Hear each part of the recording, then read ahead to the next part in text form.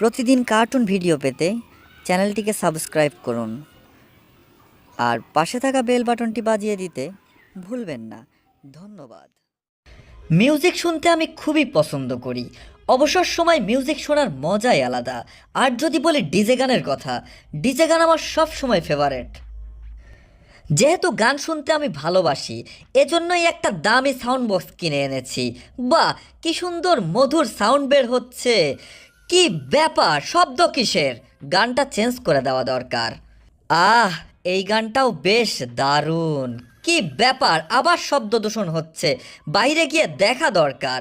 কি ব্যাপার, শহরের মধ্যে শব্দ দূষণ বেড়ে গেছে।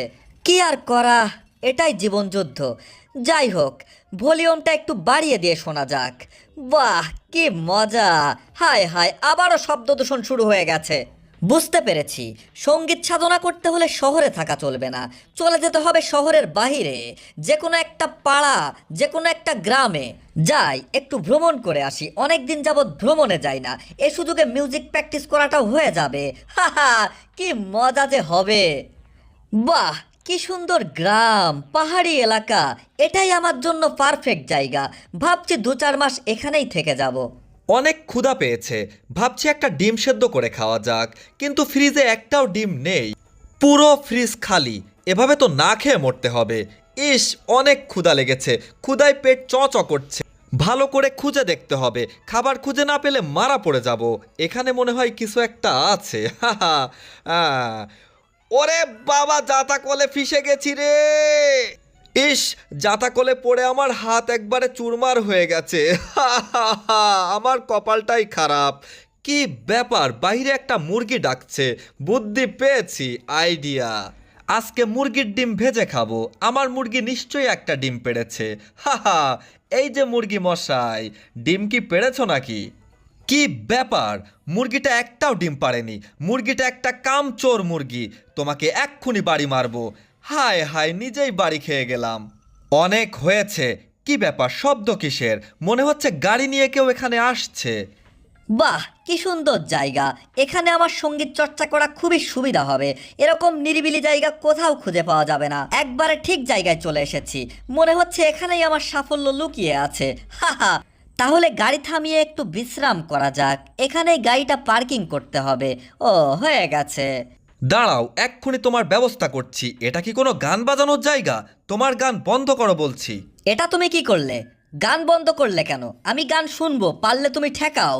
আমি গান শুনবো, এটা আমার স্বাধীনতা। তুমি আমার কিছুই করতে পারবে না। তুমি কেন বাড়াবাড়ি করছো মিস্টার? দাঁড়াও বলছি, দাঁড়াও, আমিও রকেট হামলা করব। আমি আসছি জেরি। আমি করব মহাকাশ জয়, কারণ আমি সেরা। দাঁড়াও, তোমার মহাকাশ জয় করা বের করে দিচ্ছি। আমি আসছি জেরি, তুমি রেডি হও। দাঁড়াও, এক্ষুনি ধরবো তোমাকে। আমার বানানো রকেট দিয়ে মহাকাশ জয় করতে চাও? এক্ষুনি মজা দেখাচ্ছি। তাই নাকি? এই নাও, মজা বোঝো। হায় হায়, এখান থেকে পড়লে ছাতু হয়ে যাব, শরীরের সমস্ত হাড্ডি ভেঙে যাবে। সৃষ্টিকর্তা, আমাকে বাঁচাও প্লিজ। মনে হচ্ছে এ যাত্রায় বেঁচে গেছি। জেরি, টম, তুমি কোনোভাবেই আমাকে ধরতে পারবে না, কারণ আমি অনেক চালাক এবং অনেক সেরা। তুমি যতই চেষ্টা করো, তুমি আমাকে ধরতে পারবে না। আমি তোমাকে চ্যালেঞ্জ করলাম। বাপ রে বাপ, মনে হচ্ছে রকেটের তেল শেষ হয়ে গেছে। বাঁচাও, কে আছো? বাঁচাও আমাদেরকে। আমাদের রকেট ওড়ার জন্য প্রস্তুত, আমরাও প্রস্তুত। হয়েছে? মরে গেলাম বাবা। কি ব্যাপার, মনে হচ্ছে রকেটের উপর কি যেন পড়লো। তুমি একবারে ঠিক কথা বলেছো, আমারও তাই মনে হচ্ছে। এসব চিন্তা করে কোনো লাভ নেই, কারণ রকেট ওড়ানোর টাইম হয়ে গেছে। আমরা এখন রকেট ওড়াবো। ঠিক আছে বন্ধু, তাহলে চলো সৃষ্টিকর্তার নাম নিয়ে রকেট ওড়ানো যাক।